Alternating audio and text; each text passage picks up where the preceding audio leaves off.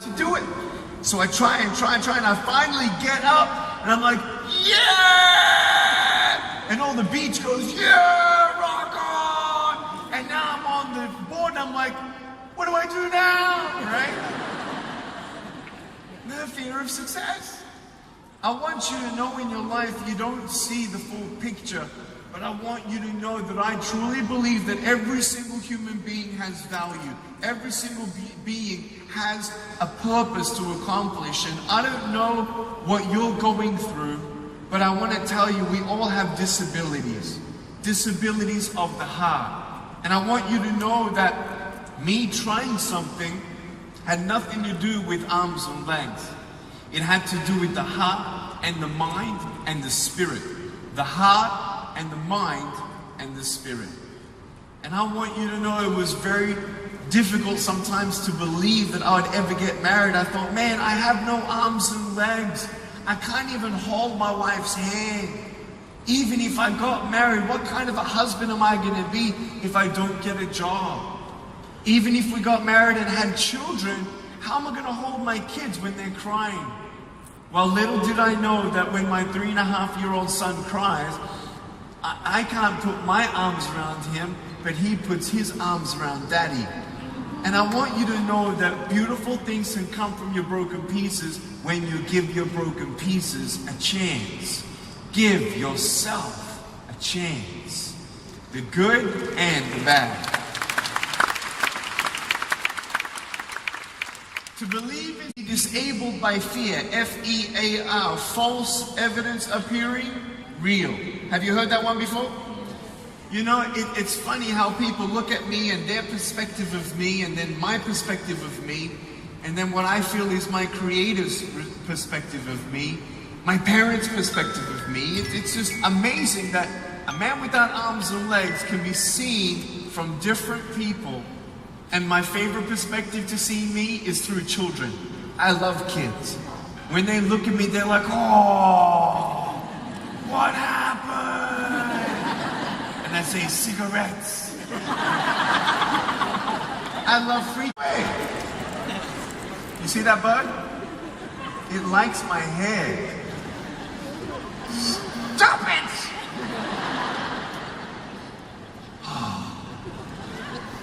I have a new friend.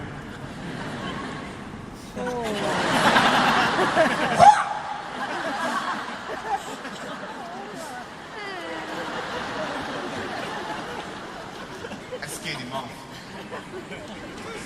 I want you to know that in your life, you have a choice. Either to be angry for what you don't have, or be thankful for what you do. When I saw everyone's perspective of me from school, everyone had arms and legs, but me. My parents, their perspective was that I was beautiful. Their perspective was that I'm special. Their perspective was that I'm perfect just the way that I am. In fact, my dad's book that he just finished writing, it's called Raising the Perfectly Imperfect Child. I am perfectly imperfect. And I want you teenagers to know that when you look at other people's perspective, and even as adults, you know, we feel like we have to keep our reputation. How you doing? Fine. How's the children? Fine. How's everything? Fine. And we put on this mask, you know, to pretend that everything's okay and you have it all together. You teenagers, you know, oh, I feel like I need to say the F word to be cool. Oh, I need a girlfriend to feel cool. I need a boyfriend to feel love. I need big biceps to be cool. Nah, man, my biceps were so big they fell off. You understand me? And I don't know why, but the way that we are made, we want to be loved, but some of us can't even accept ourselves for who we are. And then we pretend and then we change ourselves. But we must understand that we are beautiful just the way that you are. Girls, you don't need a boyfriend to feel loved. I want you to understand that you don't need a boyfriend, you need a husband.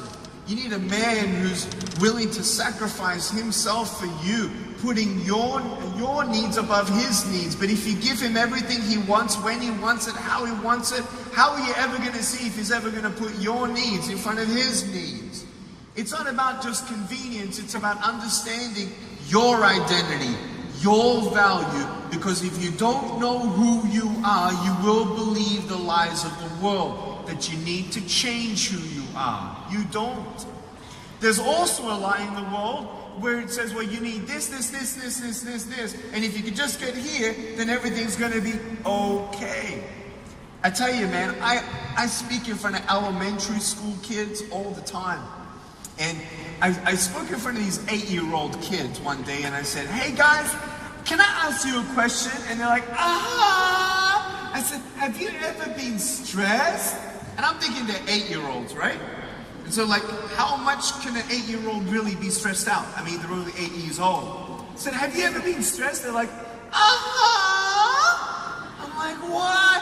Oh, because of homework. And my brother, he annoys me every single day. Then all the 13-year-olds, oh, they know what stress is. Oh, everything's changing around me.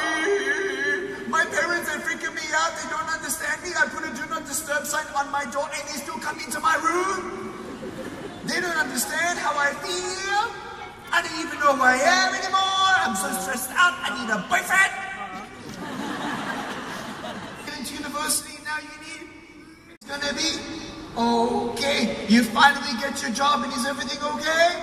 No. Now you're stressed out because of your boss. You hate your boss.